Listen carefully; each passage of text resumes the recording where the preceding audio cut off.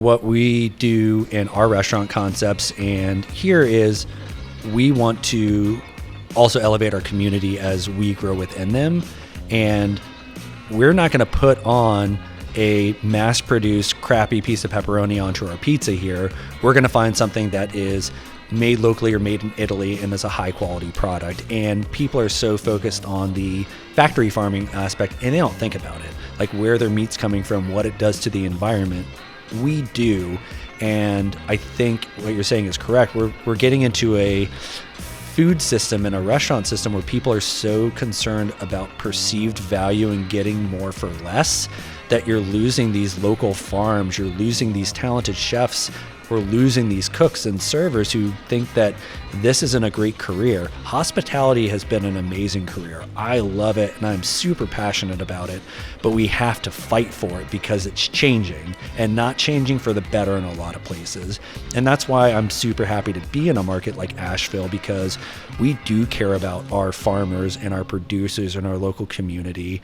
And I think that's becoming more and more rare, unfortunately, unless you are eating at these extremely fancy, extremely expensive restaurants that are charging a huge premium.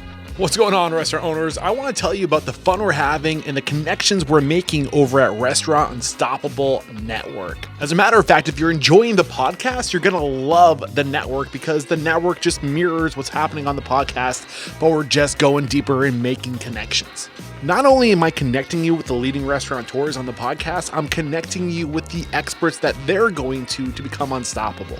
Just this week, the co-owners of Relish Bar and Restaurant in Houston, Texas joined us, and they brought their realtor with us, and we went deep into advice on site selection. We also had time to talk about tip pooling. It was great.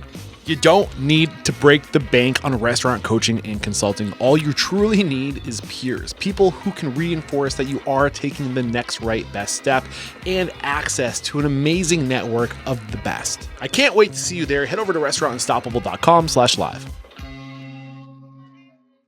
This episode made possible by Restaurant Systems Pro. With excitement, allow me to introduce to you today's guest, Vice President of Food and Beverage for Parks Hospitality, Phillips Bollhoefer. My man, Phillips, are you feeling unstoppable today? I am feeling unstoppable. Yeah, man, I'm stoked to have you here. I'm really excited because I don't get to touch the topic of hotels often, especially somebody who's the vice president of food and beverage. I don't think I've ever had a vice president of food and beverage on the show. So you're going to offer a really unique perspective today, and I can't wait to learn more about this path that you've taken in the world that you're in. I can't wait to dive into that. Before we find out who you are and how you got to where you are today, let's get that motivational, inspirational ball rolling with a success quote or mantra. What do you got for us? I'm stealing Danny Meyer's. It is: service is a monologue and hospitality is a dialogue. That goes for your guests, that goes for your team. You have to be on your guest side, you have to be on your team side, and you have to have that conversation with them every minute, every hour, every day. How do you keep that constant gentle pressure up?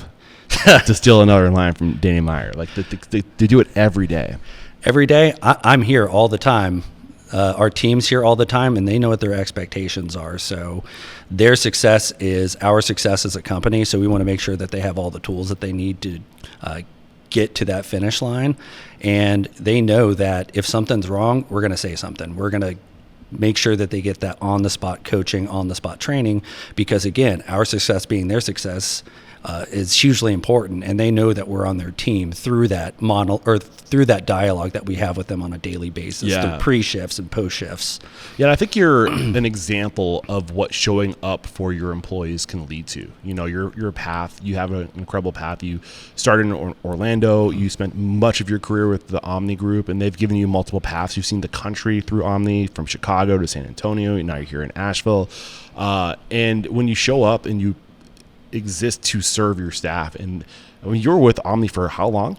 So I was with Omni for 6.5 years, and prior to that, I was with Hyatt Hotels for another 6.5 years. Yeah, I mean, so all in, you've been with 3 organizations. Correct. In your entire career. Correct. Like, that's pretty impressive. But I think that's an example of what happens when you show up. People stick with you. Absolutely. Yeah, awesome. So before we dive into your story and we really kind of unpackage the path you took, what is Parks Hospitality Group? Like paint the picture of what that is.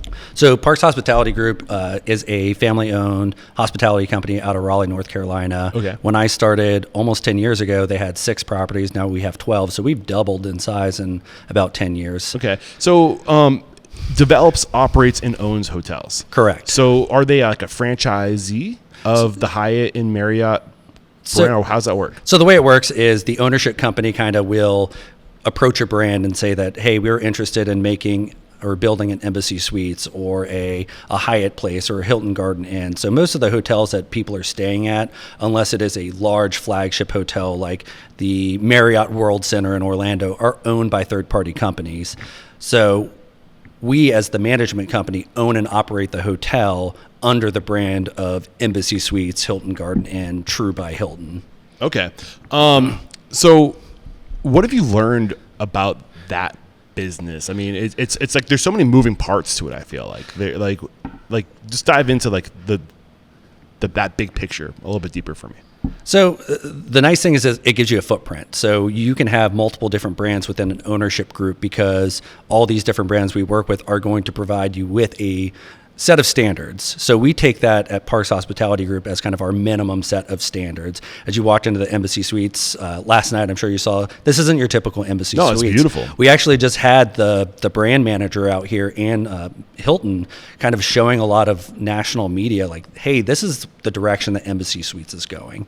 So to go back is they give us a footprint of, we need to offer complimentary breakfast to all of our team members, all of our guests. We need to offer, this evening reception or this amenity. And then we get to kind of go above and beyond that. So a lot of that kind of base work is done for you to where you have the opportunity to build off something that's already established, already has brand loyalty, and surprise and delight by going above and beyond what is traditionally offered at these brands. Yeah, I mean, to your point, there is a lot of loyalty. There's literally like the Hiltons, like how many people like are in that world where they just want the points. Like there's so much loyalty to that brand, and then you can take that loyalty and then you can just like tee it up, right? Absolutely. And, like blow their socks off. Like exactly, it gives you the expectation. A nice built-in market. It gives you that customer base. I mean, tens of thousands of Hilton Honors members.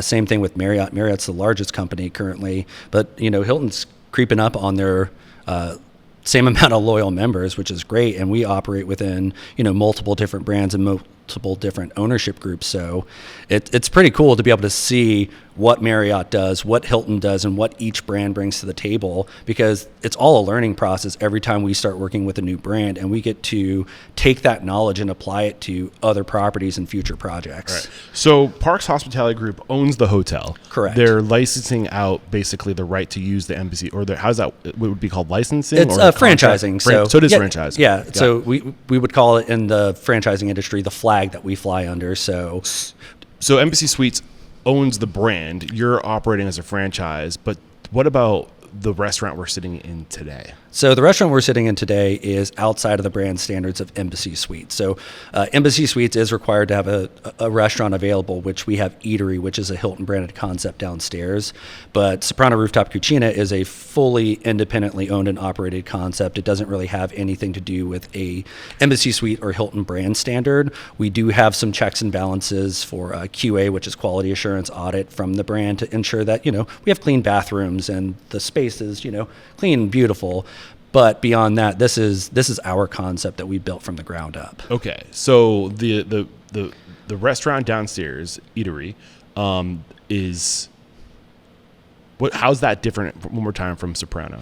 So that is a Hilton branded concept. So that is under the Hilton flag. But you operate it. We operate it, but they're like, here are the standards. This is the beverage program. You have an opportunity to kind of do what you want or buy into theirs. We utilize part of their beverage program and then make all of our own signature cocktails. Okay, so are there multiple eateries across the country that are in Yes. Hilton and Embassy Suites? Embassy Suites mainly.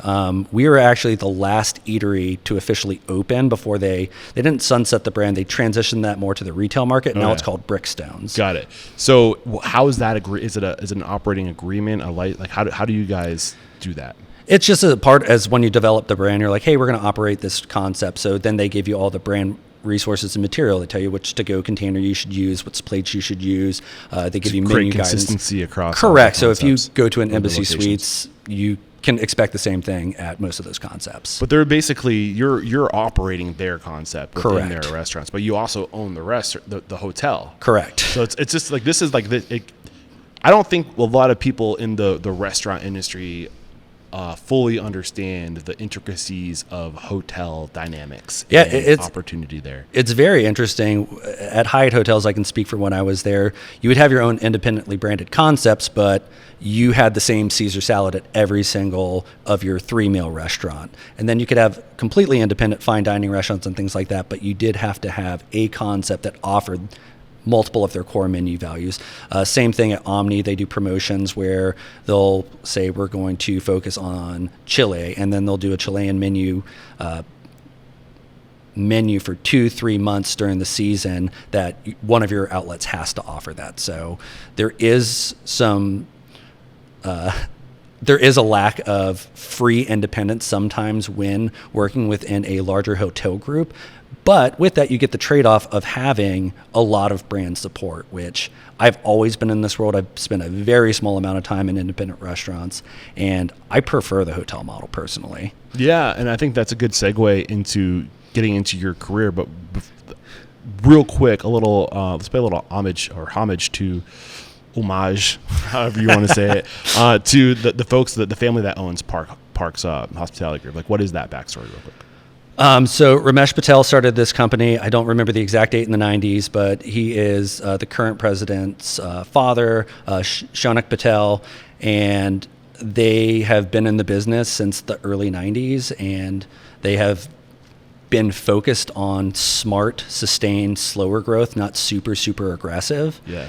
And really great family to work for.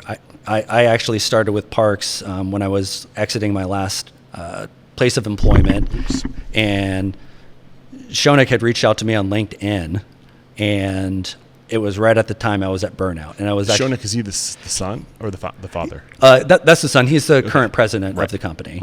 Right. Really super smart guy. Really enjoy working for him. But he reached out to me on LinkedIn when I was reaching burnout at my previous employer's place, and I was playing pool with a buddy of mine in a brewery down the street, and I'm like, I don't know if I want to go work for this. At the time, it was a Hyatt place that was being built. Okay. And I'll say my ego was getting in the way a little bit. And I'm like, I don't want to go work for this. And my buddy's like, dude, you're miserable. Just go have a conversation. So I responded. I'm like, hey, I can show up at this time only on this day. He's like, great, I'm in town. I show up in a T-shirt and jeans. We chatted for 2.5 hours. He's like, hey, can you open this concept for me? I'm like, if I can do it my way, if I can focus on local food, local cuisine, build the team that I want to build, I'll come do it for you. Cool. He's like, yeah, sure, take work off my plate. Yeah, exactly. He's like, you got a good track record, so yeah, let's do it. So that became the Montford Rooftop Bar, our sister restaurant across the street. Cool. I love that. And how many total hotels do they own and restaurants within those hotels? So we have 12 hotels. We have 4 restaurant concepts. We have Soprano Rooftop Cucina. We have the Montford Rooftop Bar. We have the Garden Grill, which is another one of the Hilton branded concepts. And then we have Park Bar and Grill in one of our DoubleTrees and the Cary. So actually it's 5 with Eatery. And then the other hotels are a smaller footprint brand where they don't necessarily have a large food and beverage footprint. They have your complimentary breakfast, retail markets, so a little bit smaller on the food and beverage And that's side. your domain. Correct. As food and beverage director, like you're covering... Yeah, so anything that has to do with... not director, vice president. So anything that has to do with food and beverage, meetings and events, banquets and catering, and audio visual is within my domain. So anything outside of the rooms and operations side. Got it. Cool. We had a lot to unpackage there. So where does it make sense to start sharing your story? Let's go... Orlando? Before that? We'll rewind before that just a little bit. So I actually I dual enrolled during high school, and I was very fortunate that my school had this program where you could, take community college classes during high school. I was a little bit of an awkward kid, didn't have a lot of friends, and I was really excited to get out of the high school scene, which was great for me because I got to go to college for 2 years before I graduated high school and realized this is not for me. It's kind of crazy that we are supposed to pick our careers when we're in 9th, 10th, 11th grade and go on that career trajectory. Tell me about it. So I was going to... That's how you get colorblind, dyslexic, ADHD commercial pilots. That's right. So I was going to... I'm like, I'm going to go into chemical engineering because of a report I did in like 9th grade. And fortunately, after trying to go through organic chemistry, I'm like, this is not for me. And I was kind of waffling on what I wanted to do next. And my brother Adam was like, you love cooking. Have you ever thought about going to culinary school? There's a great culinary school here in Orlando. He's like, you can live with me while you go to school if you want. And I'm like, let's check it out. So where are you from originally? I'm from Northwest Florida. So Navarre Beach, Pensacola, Destin area. Got it. So yeah, I was very fortunate that I didn't go down that full college path before realizing my passion. As many of your guests are, I'm definitely ADD, ADHD, fully diagnosed. Yeah. Took the medication as a kid during school. But yeah, I went to culinary school and everything just kind of clicked. I didn't have to sit in a classroom. And yeah, so that was, I'm forever grateful to my brother, and he reminds me often that he's kind of one of the large reasons that I went to culinary school. I've noticed that a lot of people in this industry tend to be in that realm or have that label of like ADHD or also, so I mentioned earlier colorblind, dyslexic, and ADHD. That was me, and I was a commercial pilot. And like we gravitate to this world, and it's just so go, and I think that I think we forget that the school system was built to pump out employees. Like that's what it's designed for. It's created to pump out employees and to like be cogs in the wheel. And I think that a lot of people in the restaurant industry tend to be more creative, be more go. They don't want to sit at a desk, and I just think it's such if you're that kind of person that can't be still, that gets distracted easily, that's very curious and that wants to learn, wants to be creative, like there isn't a lot of outlet for that, I feel like, in other verticals. But in the restaurant industry, there's so much for that. It's endless. Yeah. So yeah, I moved to Orlando. I went to school. There was a sushi place I loved going to when I visited my brother when he was going to college in UCF. So I got a job there with no experience for the first 6 months. I was paid under the table because I was making less than what minimum wage was, because the owner was like, oh, I'll teach you how to make sushi, but you have to learn how to make it before I'm going to pay you. So that didn't last that long because, you got to pay your bills. But I got to learn how to make sushi, which was really cool. So I thought it was a worthwhile investment. Yeah, as do many young people. They're like, oh, I get to go work at this fancy place and tie my name to it, and I'm going to work for free. Like, I think there's something to be said in a stage where you go and you learn, and but if you're working for an extended period of time, like, you got to pay your people. Absolutely. Yeah. That's another conversation for later in our discussion. Yeah. But yeah, after that, I got a job at Hyatt Orlando International Airport.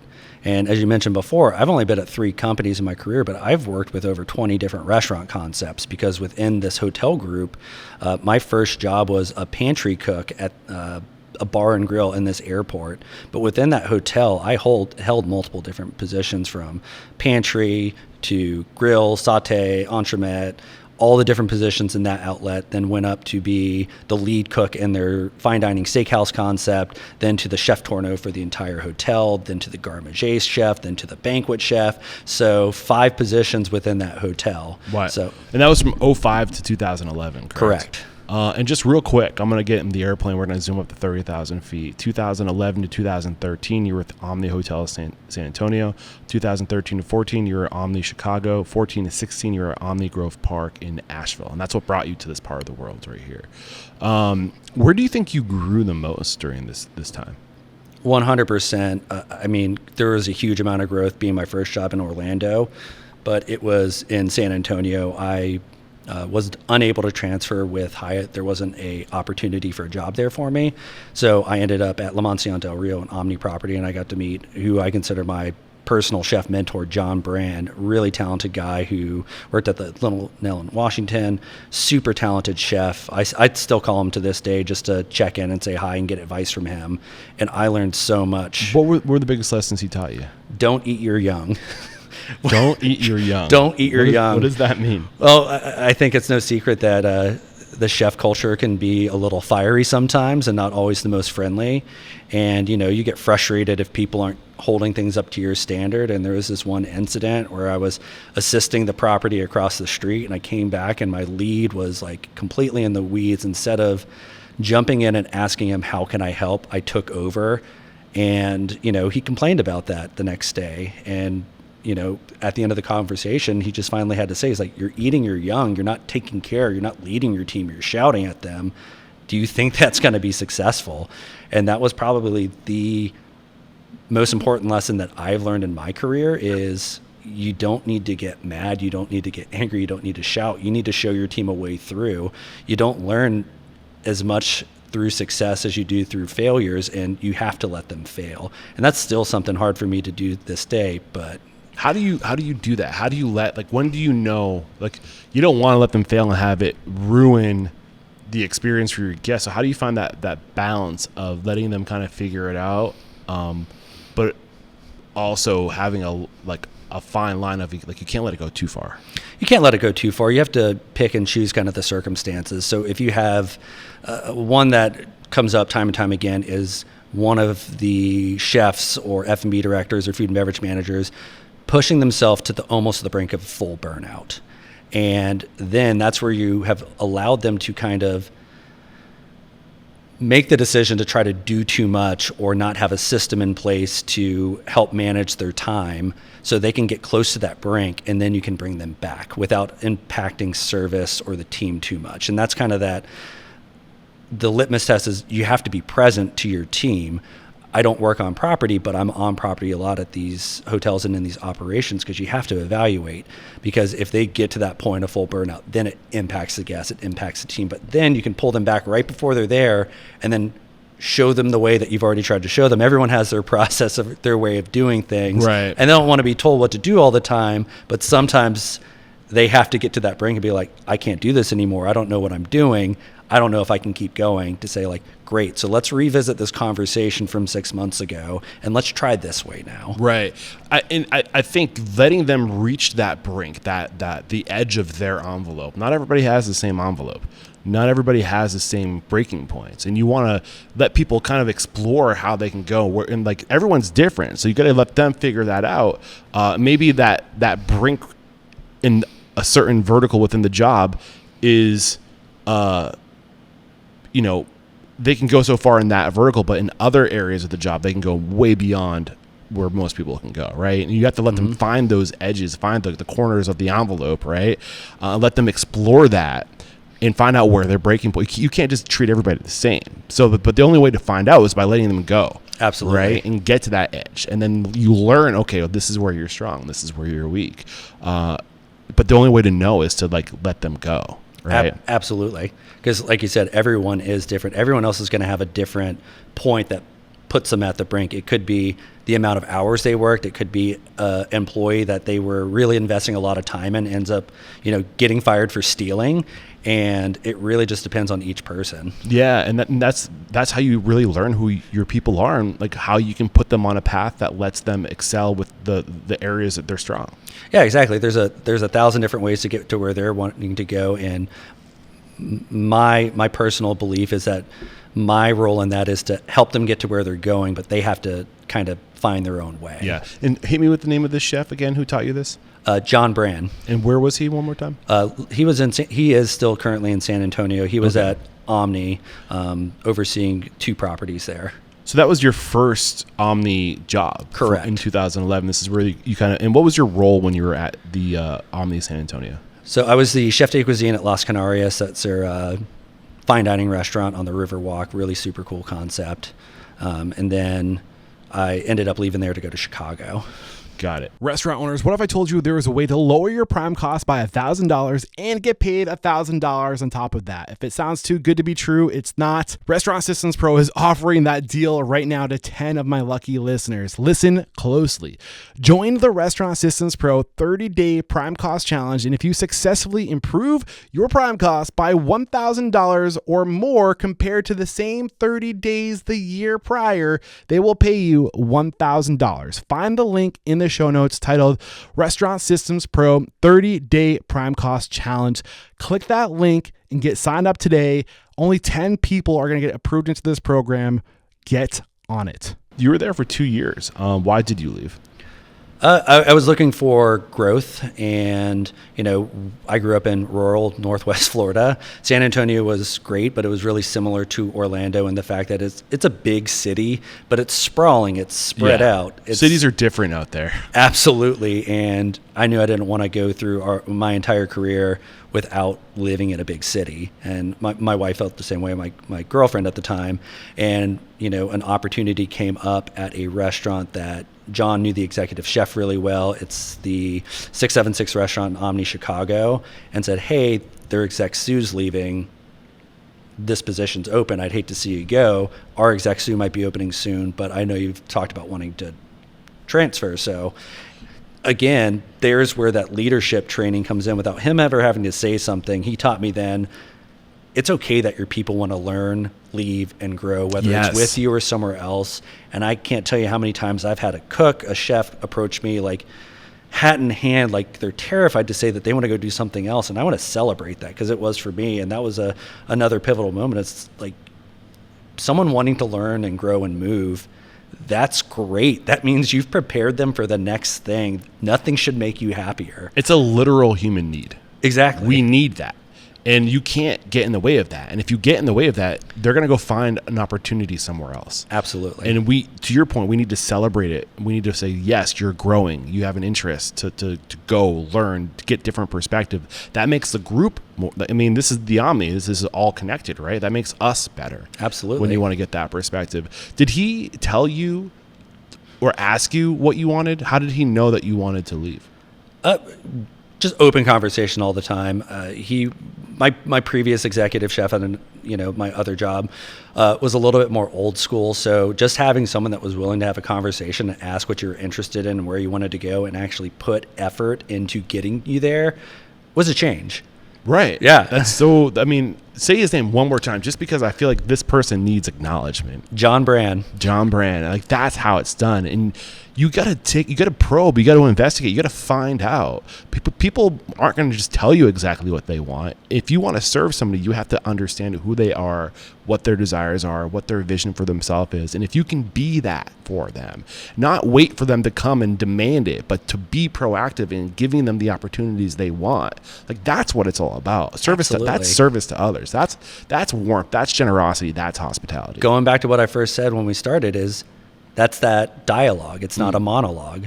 Too many leaders want to have a monologue with their team and tell them what they should do and what they need to do. Command and control. Exactly, which never works. Right. Not in my experience, at least. Yeah, so you spent a year in the city, the big city. You got what you wanted. How did you feel about Chicago? Chicago was great. We talk about all the time how we really got cut short. We really wanted to stay there longer. It was such a cool operation. It was a culinary playground. We weren't the busiest restaurant in the Omni Corporation, but we had a lot of latitude. We had a charcuterie program. We did all of our own whole animal butchery. But, one of the things that hotel restaurants have to deal with is, especially in a city like Chicago, there's a lot of great restaurants out there, and most people don't generally travel to a food city to eat in the hotel that they're staying right. in. But I feel like you guys might have figured something out here at Soprano, because you got 4.7 reviews over 500, 4.7 stars on Google, over 500 reviews. I think that's hard to do as a hotel. Absolutely. And you've only been open for a year. I want to point that out. Coming up at 2 in March. Okay. But still. And you just were recognized by Michelin Bib Gourmet? We did not get the Bib Gourmand, but we did get the recommendation in there. Okay. So, I mean, as a hotel restaurant, I think that we're getting a little ahead of ourselves, but we can get into that. Why do you think restaurants in hotels struggle with getting that local business? And why was that happening here in Chicago?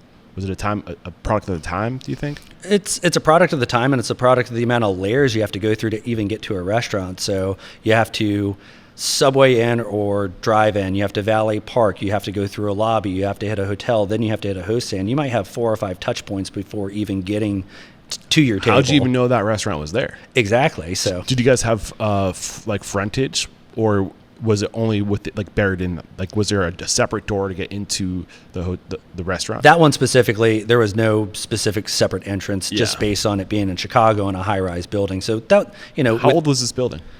That I do not know the answer to. What floor was it on?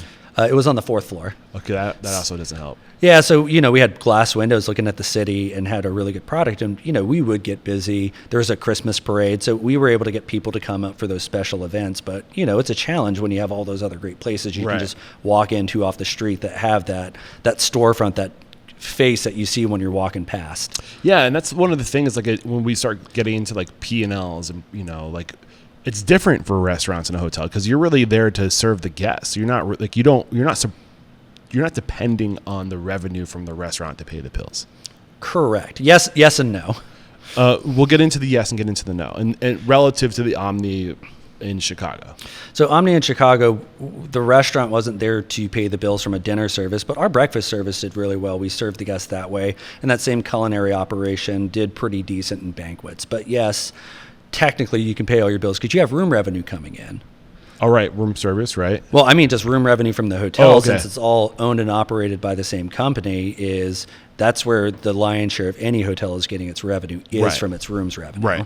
Right. And it's a much lower, cost per room to sell a hotel room. You've paid for the room, but then it just needs to be cleaned and maintained. Yes, the development company or ownership company has to build the building and, pay off that loan or, account for those dollars that were spent. But after that, you're making more money on a hotel room than you ever will in food and beverage. Right.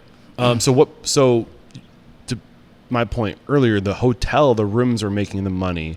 You're not necessarily depending on food and alcohol sales in the hotel to really be your primary source of income. So yes and no. So why do you disagree with that idea that you don't have to lean on the restaurant to make money? What's that no?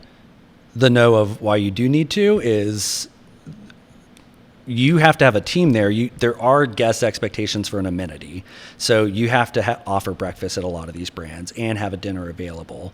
So to have a quality team, quality cooks, quality chefs, you need that restaurant to be busy and successful in order to have a quality team, to be able to get an executive to attract onto yourself the talent. So it is... While a hotel can operate without the restaurant, part of the reason people book rooms here and at our property across the street and the Omnis and other hotels is they do have an option to grab food and beverage. And it's going to be good. And it's going to be a talented team there working to serve you. If you can make sure that it's busy, and that's where you'll run into, not everyone has found that success formula. So there are a lot of hotel restaurants that they're fine. Yeah. And I think there's a little bit of a stigma because all of us have probably eaten at a restaurant in a hotel and we're like, okay, it's here just because there's hotel guests. Well, I mean, it's a real challenge for those hotels to be able to staff and to put people, like not every hotel can have somebody working in that kitchen that knows how to break down an animal and create charcuterie. And like, that's a skilled position. Absolutely. Yeah. So what were your biggest lessons at the Omni? Be patient. The Omni Chicago specifically. Omni Chicago that one was try to have more fun. I took myself too seriously, even in San Antonio after working for John Brand. Why?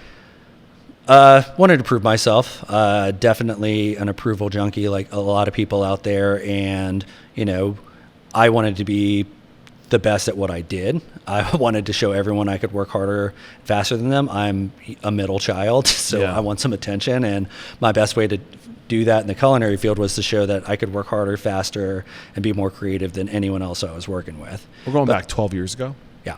How old are you now? I am 39. So almost 40. We're looking at 26, 27, 28. That's around that time that your frontal lobe is starting to kick in. Exactly. You become self-aware. Like, what was your vision for yourself at this point? Like, what did you want to become? What was your goal? I wanted to be a hotel executive chef at a larger hotel. I knew that I wanted to be able to help people grow in their careers. And at that time, I wasn't sure which direction I was going to go, but I was leaning more toward luxury brand. I thought I might try to switch over to a Ritz-Carlton or Four Seasons at that time. And, that's kind of the impetus of Omni Grove Park Inn, which is a much bigger resort property with multiple dining outlets and a really great reputation, which takes us why I am in Asheville. My wife's actually from here. We actually had a trip planned to come to Asheville, and instead I interviewed and got a job, and we moved here. Did you guys stay at the Omni Asheville when you came to visit?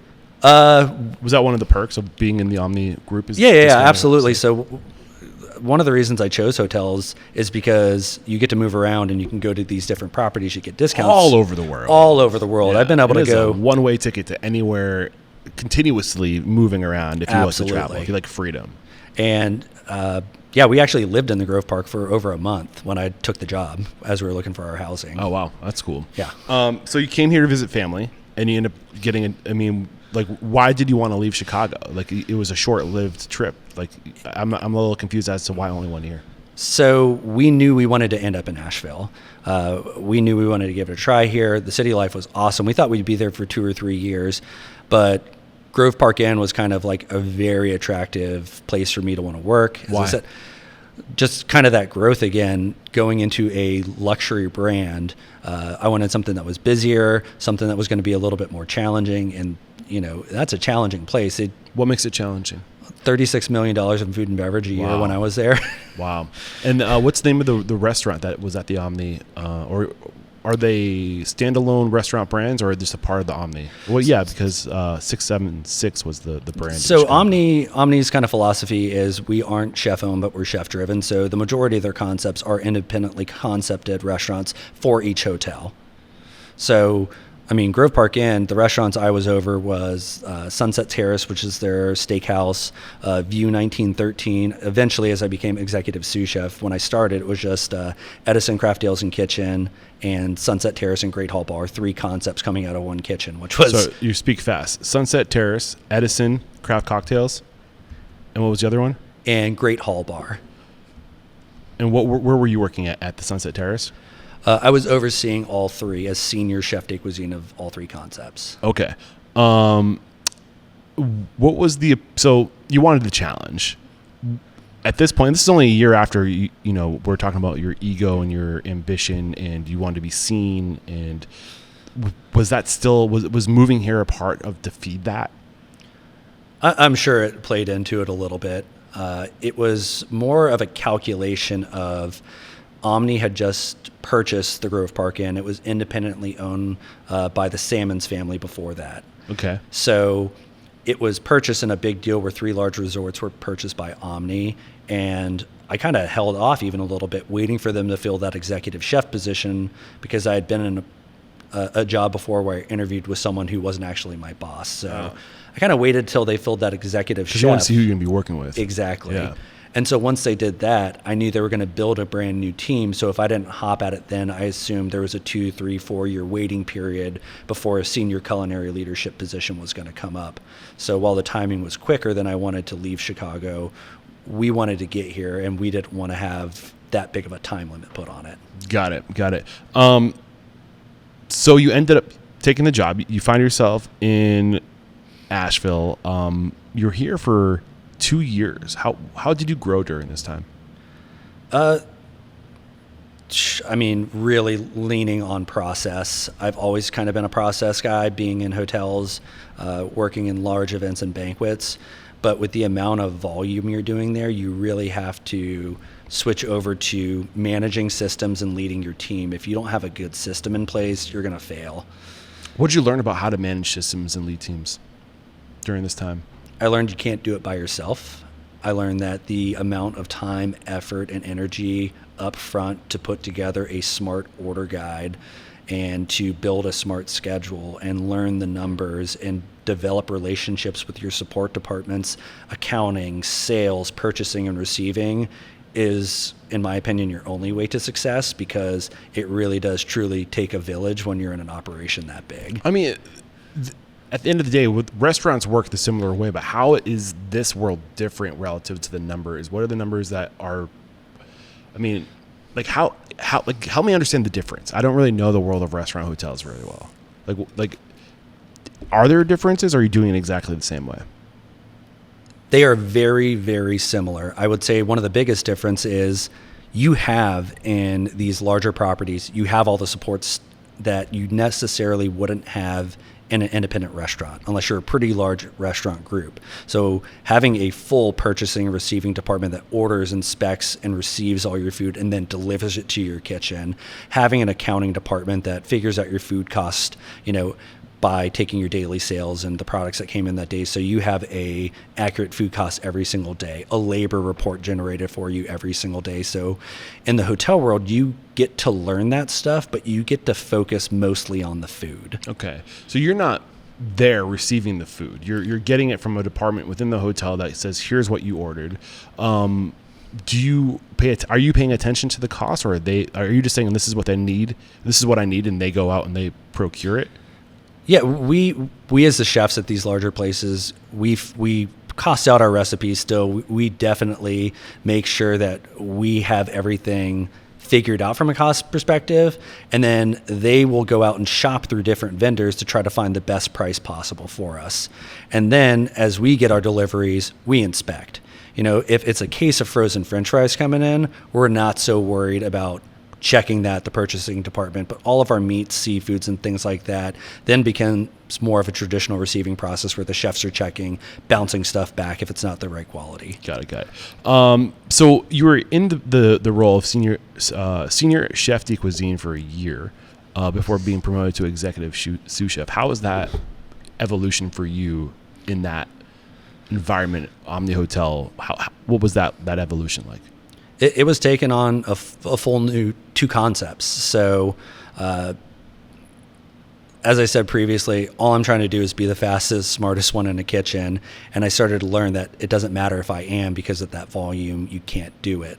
So the evolution was, again, building a new relationship with another chef that's now reporting to me, learning another restaurant concept, being able to hop on that line with the cook and pick up the trout dish if they're in the weeds, and just showing that I have the knowledge to support them instead of saying, hey, where's this at? What are you doing? Got it. So that's where that kind of support and service leadership really started coming into play. Got it. So you're with the Omni Park Inn, or Grove Park Inn, for 2 years and 3 months, and you were on this trajectory. You're growing within this organization. How many total Omni hotels are there? There was 56 when I was there. I don't know the total count. Somewhere in the 60s now. Okay. You're building rapport. You're building a name for yourself within this organization that has a great reputation. Why would you leave? It was a personal decision. I had been working in these big operations that demanded quite a bit from its leadership and its team members. And I had been with my wife then. We had been married for a couple of years. We had been together for a number of years, but we didn't really get to spend that much time together. It was a situation to where, I didn't want to go to work at 9 o'clock in the morning and get home at 11:30 at night, 6 days a week during season. And what was that in season like? When is the in season for you here? End of March through the end of October. It's a long season. That's a big season. Yeah, there are a couple of drops after school starts and things like that, but it is an extremely busy place. People want to visit here, and it's beautiful here, of course. Yeah. But it was at the point I needed to make a decision whether my full identity was going to be being a chef, or do I want to have a balanced life? And I chose that I wanted to have a more balanced life. Yeah. How would a different hotel group provide that? Because isn't the hotel, bar, restaurant game just a hustle no matter where you are? Absolutely. And I worked some long days since I've been with Parks. There's no question there. But going from having, 7 outlets under my belt to doing 1, I got to focus in on every detail, every ingredient, and a small rooftop bar with not even a full commercial kitchen. It's a galley style kitchen that doesn't have a hood system. And that was its own unique challenge to figure out how to bring super high quality food with very limited equipment and space. So it was a great challenge, but we weren't doing $30,000 nights. It was a much smaller operation, so it didn't require as much. Okay. So what was your breaking point with the Park Grove Omni Park Grove? Sorry, I'm getting this backwards. Grove Park Inn. The breaking point for me was just like I said, it was at home. Not being able to take time off and being at work so much and being, frustrated and burnt out. Like I said, it's a difficult labor market, and I have so many great things to say about that place, and I think it's run extremely well. Clearly, there's a great people who are mentors that provide opportunity, that look out for you, like you shared before. Was it climbing into this executive role that was where it gets more challenging? Yeah, it's if you have to get the operation running. There's just there's 565 rooms, I want to say. So if you have a cook call out, guess who's the next on the phone to get there if you can't find a cover the shift. I worked hundreds of shifts on the broiler, which I should never be on the broiler as the executive sous chef. And we made a game out of it. We had fun with it. But again, just getting back to that life balance. Yeah. And I think in the industry, there's a kind of a pride of being there 70, 80, 90 hours a week, which I can do it, but should I do it? Right. How back, you shared how the vision you had for yourself when you were coming up within the Omni, but at this point, after kind of getting more of a taste of it, did you start to wonder if this is what you want? Absolutely. What was that narrative like? I don't know if I can do this. I need more balance in my life. It is like, I don't know if it's worth it anymore. I love cooking and I love food, but I would also like to have a home life. I would like to get to know my wife better. I would like to be able to have mental space and energy to be present at home. As someone with ADHD, I think a very common thing is you hold it together so well at school or so well at work, but when you get home, you just fall apart. Yeah. And you kind of like let it all out. And that's not being a good partner. Right. It's not fair. It's not fair. And I was just like, I don't think that my identity can be wrapped in this one thing to where I put 100% of my effort and energy into it. I need more balance in my life, and I owe that to myself and to my partner, my friends. And, we, go down the road of numbing ourselves by having shift drinks and partying when we're off. And I'm like, I'm starting to get into my 30s now. I don't know if that's kind of the lifestyle I want to lead anymore. Right. So you make this decision to depart the Omni group. You didn't have a job lined up. You just stopped working? No, this is when I was, when I mentioned earlier, I was playing pool with a buddy of mine at a brewery, and I got a message from the president of Parks Hospitality Group saying, hey, I'm opening a bar concept in Asheville. Would you be open to a conversation? Oh, so you were still working at the Omni at this point? Absolutely. And Okay. I'll say this to everyone. If you can bear your job now, do not leave it until you find another one. You have so many more options when you're still getting a paycheck to where Right. desperation won't set in. Right. Yeah. So how did he know? Was he just kind of sticking stabs in the dark to see if he could recruit? He has done a great job. I've been pretty impressed since joining the company. Some of our, top level managers, be it hotel level or in the corporate office, he just kind of cold called A lot of Biltmore folks here, I noticed. on LinkedIn. I'll get to that. Yeah. But he's reached out to a bunch of people just like, hey, if you're ever interested or you ever want to have a conversation. And I was very much so ready to have a conversation at that time. Yeah. So you're talking to your buddy playing pool, and you were kind of like, oh, no. And he was like, bro, like, throw your ego out the window. Yep. What was it about what he was offering that didn't make you feel like it was good enough for what you had to offer? It was more so that it was a Hyatt place. I had been at like these really large luxury places. The Hyatt place is a select service hotel. There's not necessarily good or large food and beverage operations there. It just felt like a step down. Didn't really serve your ego. It didn't serve it did not serve my ego whatsoever.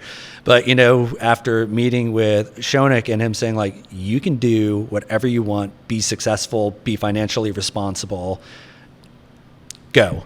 I'm like, that was a level of trust and faith from someone who did not know me that I hadn't seen since, John Brand. Yeah. So you got here. What was it like? How is this organization different from what you were used to? First and foremost, it's a smaller organization. It's not this giant conglomeration of hotels. So it was a baptism by fire of becoming my own HR, my own purchasing. And it is kind of the opposite of what I expected. I thought it'd be a little bit easier going from a full service large operation to a smaller one, but you have to wear so many more hats. What were your challenges? Challenges, just purchasing and receiving in general is, it's a big Because you weren't job. doing that before. Yeah, you'd fill out an order guide and you'd call in some orders for your specialty stuff, but for the most part, you hand your clipboard to the purchasing department or put it on the computer, and then it's just now you are responsible for absolutely everything. But previously, food cost was my only metric, but going to a food and beverage director and executive chef, it's like your China glass silver, your cost of goods across the board. How much are you spending on advertising? What are you spending on paper goods? These are things that I never had to think about before because it was all handled by other departments. Right. So how'd you find that balance? How'd you get better in that vertical? Lots of failures and lots of learning opportunities. And that's one of the things I really like about the culture of our company is we're a little smaller and nimble, so we're able to try things and they don't always work and then move on to the next thing. So what were some of the failures relative to purchasing that you made? Oh, just being overly aggressive of thinking how successful we would be.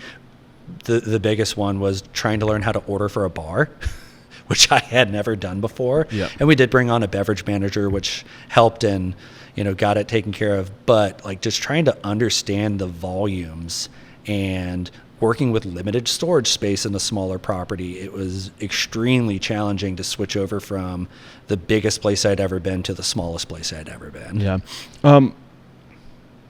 I don't even know what questions to ask you relative to this world. If you were in my seat and you were trying to get a good interview, what kind of things do you think my listeners would want to know relative to the world of restaurants and hotels? One of the things I proselytize for restaurants and hotels and why people should try it is, like I said, I've been with 3 companies and I've worked at over 20 different concepts, is you have the ability to really kind of have almost your own culinary school without having to pay to go to culinary school.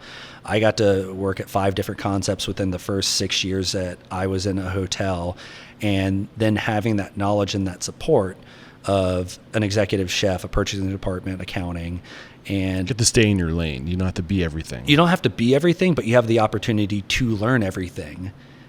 I spent a lot of time with our controllers and purchasing managers just because I was curious. So I would say if you want to open your own independent restaurant, go work for a hotel group for a little bit because you have to learn the office side pretty quickly, especially if you don't have all those support departments. Yeah.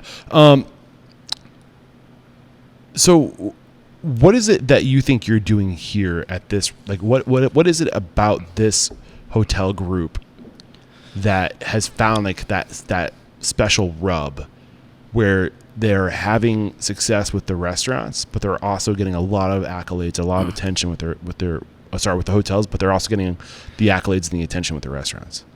Because we want to come at our food and beverage operation very similar to what I said Omni does, is we're not chef owned, but we're chef driven.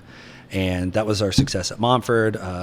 The beverage manager over there, Paul Peffer, when we first opened, super great pedigree, really great guy. He's one of our beverage reps now, but he worked at like really nice places in New York, including Minetta Tavern. Then our beverage manager after him also worked at Grove Park Inn. So we really focused on finding quality people and giving them the latitude to be creative and kind of try things.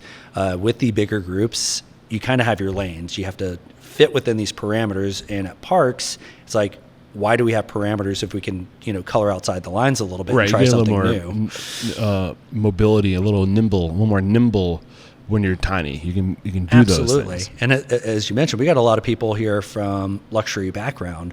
Embassy Suites specifically, almost all of our leadership group comes from a luxury background. Our food and beverage director, Brian Sherwood, was the food and beverage director at the Inn at Biltmore Estate, which is a very fancy, nice AAA 5-diamond kind of property.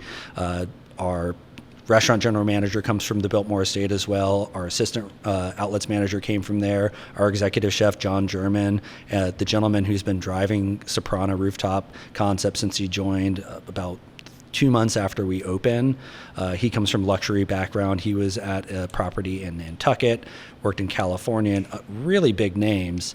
And we've invested in the people because the people are who are going to kind of carry us forward. Who, not how. Exactly. Yeah. They've done it at scale and at luxury.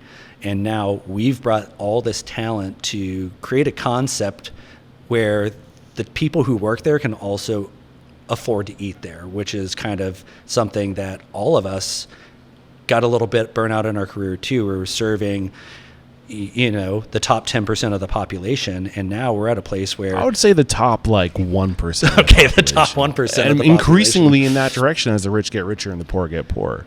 There are fewer people that can go out and eat like that. Yeah, when John and I went to the Michelin ceremony, we were reminiscing a little bit about our past and thinking we both had chased these big places, these big titles, these big companies, and never had any awards, accolades, or distinctions. And that's not what we're chasing. But then we're like, you know what? We want to work with local farmers. We want to provide the best food possible.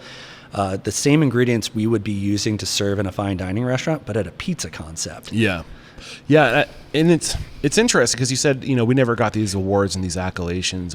We've done worked at all these amazing restaurants, and because I was curious about that because you're in the world of hotels, not necessarily independent restaurants, but at the same time, I think that there was a real issue within the industry where we put so much emphasis on we tied so much of our success to accolades, and I think we just really lost our way. And I think to this day, we still put so much emphasis on accolades. What are your thoughts on that? I could not agree more.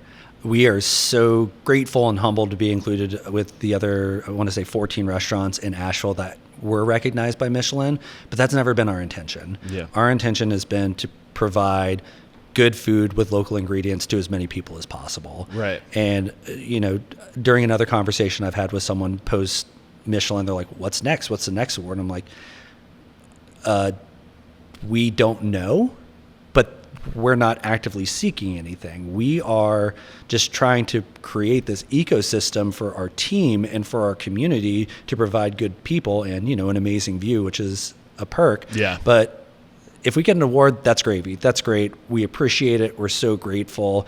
But the process, not the finish line, is what we're focused on. Well, I think there was a real period of time where the James Beard, the Michelin's, obviously Michelin. If you're a 4-star, that was the goal. But at the same time, it's there can only be so many of those restaurants. There can only be so many winners.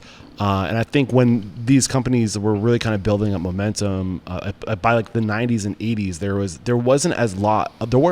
were not a lot of restaurants doing really great food at that time. But since over the past 30, 40 years, the amount of people that are doing really amazing food, there's not enough awards to go out. And I think that you have all these people that are shooting for the stars, that want to be the best, do the best, and they kill themselves trying to get there. And we all can't serve the top 1% of customers, or the top 10% of diners. There's not enough marketplace to get into. And I think for a period, in the early 2000s, everyone was trying to build that restaurant, and there just wasn't enough market for it. And places were going out of business. The operational costs are crazy with those restaurants. The labor is crazy with those. They're not profitable business models, and we're all shooting for that and failing because it's just not enough market to support that type of restaurant. Am I wrong in seeing this pattern? Or no, absolutely, it is definitely a little bit sunnier. We can pivot. We can just pause real quick if you want. Yeah, let's pause. Yeah. Restaurant owners, what if I told you there was a way to lower your prime cost by $1,000 month over month and get paid $1,000?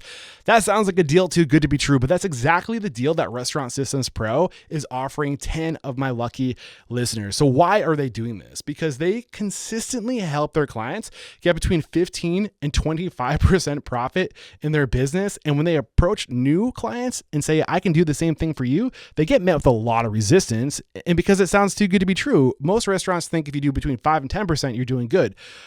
So to hit 15 or 25%, what do we have to sacrifice? What scam are you throwing at me, sir? No, thank you. But the truth is they really do help people hit these numbers. And the way they do it is by having all the most important systems that are tied to profitability fully integrated into an enterprise solution. I'm talking accounting, inventory, scheduling, checklists, training systems, general ledger, balance sheets, costing cards. So when you have all those systems dialed in, ironclad, tied, connected, fully integrated in an enterprise solution, you get data. And when you have data, you can make little tweaks here and there. And those little tweaks, you can see the fruits of your labor, the effects of your efforts. And that's how you hit 15 and 25% profit. And on top of all this, they also have support, which is unheard of in today's age. So you get all these things compounded that help you hit that 15 to 25%. And if I have your attention, keep listening.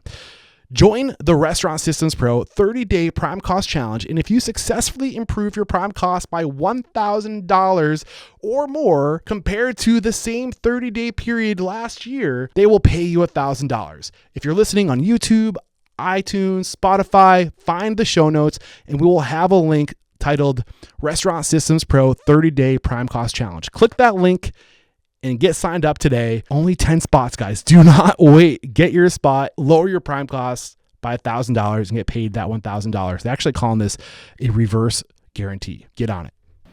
Your listeners tend to they're looking for information on how to be successful, how to run a business, correct?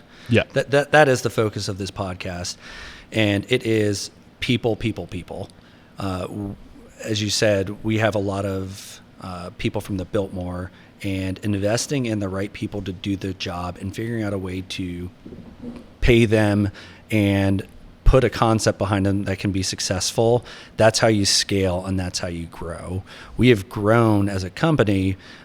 We've doubled in size since I've been here because we find the right people. And then within that, you have to have growth because you have to have a place for those talented people that you develop to go. You got to make more room. You got to make more room. I always say two things determine growth: people and cash flow. You prioritize the people, and if you prioritize the people, the cash comes. Absolutely. Right? And as that cash comes, that is your governor. Okay, we have the cash flow, let's go do the next thing. Only after we have the people. That cash is going to the people and creating the opportunity for the people, right? So when I started this podcast, going back almost 13 years ago, I remember thinking to myself, corporations are the devil. Corporations are I want fewer corporations in the world and more independent restaurant owners. How do I decentralize and democratize knowledge to get it into the hands of these independents so they can compete with the corporations? And then over time, I started to realize, maybe not all corporations are evil. Maybe we can learn a lot from these corporations. And I started talking to bigger restaurant groups, bigger corporate groups. And now I'm kind of okay, there's a balance. Mm-hmm. What does that balance look like? You think, Biltmore is a very local hotel, right? It's a one-off. Absolutely, right? Yes.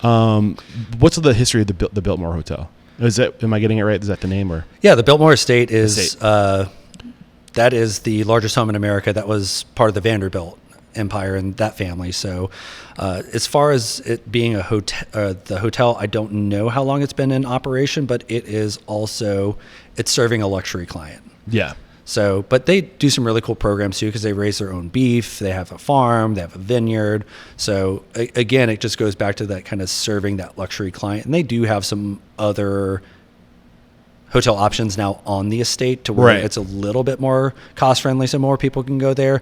But it is, there's a sad reality that it takes money to do all those things. Absolutely. And it's sad that only the top 1% can afford to get that kind of quality of food, True. And as far as the Biltmore, though, I do want to say they are nice in that they're in their community. They give free passes to a lot of their partners. So all of our team members get one pass per year to be able to go visit the Biltmore, so they do get to experience. So I'd love to see that property. Yeah. They are serving a higher end clientele, but they are part of the community, which is great. Well, to support something like that, I guess my point is you have to focus on where the money is because it's a hungry hippo. Oh yeah, I mean just maintaining the estate. I can't imagine the amount of dollars that goes into maintaining. But my thought, originally, was I would want to see more Biltmores be successful, more places that are of that place of the history of that place. I want to see those places rise to the top, but at the same time, to your point, it's not that simple because that's a very expensive, a lot going on there to raise to be fully integrated, vertically integrated like that, raising your own beef on site. Like that all takes resources. So you need to tap into that 1% to pay for it. But what does that balance look like? And that's kind of where my mind is going with what you're currently doing here. Like, is this better balance? I think so. I heard in one of your previous episodes the term responsible capitalism. And I think that's kind of one of the other points I would say to any of your listeners is you should be able to explain all your decisions, but your team isn't always going to agree with them. And they may want a new oven or new equipment or raises for all the team, but you have to have cash reserves. We've been open for just under 2 years, and within our first 2 years of operation, we had a once-in-a-generation hurricane hit Asheville. Right. And had we not been financially responsible and had cash reserves available, we wouldn't have had anything to come back to after that storm. Right. So putting money aside, having that cushion, being like having a safety net. Right? Absolutely. Yeah. Just like you as a person, if you can, should have a small emergency savings. You have to have that as a business owner as well. Right. So I'm thinking about what you're doing here in Parks Hospitality Group. It's a combination of corporate and local, right? Correct. Where, there's a local family that's running this hotel group.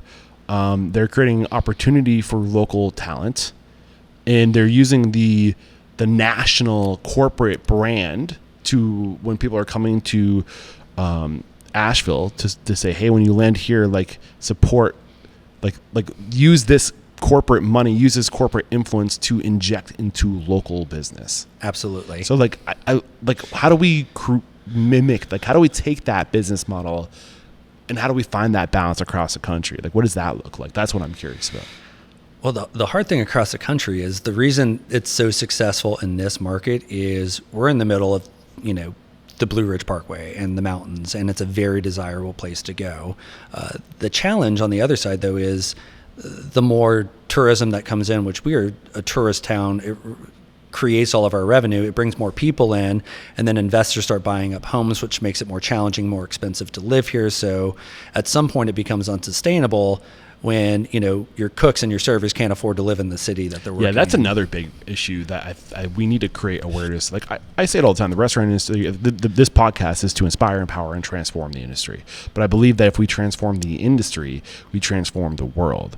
And, a part of hospitality isn't just food, but it's also lodging. It's also, understanding it's community. It's finding that balance. It's making sure your home doesn't become so expensive that the people that are in it can't afford to be here. Like when you get it, like to your point, investors, like, do we regulate that? Like, how do we control people from China coming over here and buying all of our, property and like as assets? Like, we don't want that to happen. I don't know the answer, but I think it starts at local government having ordinances and, enforcement to make sure that development is smart development.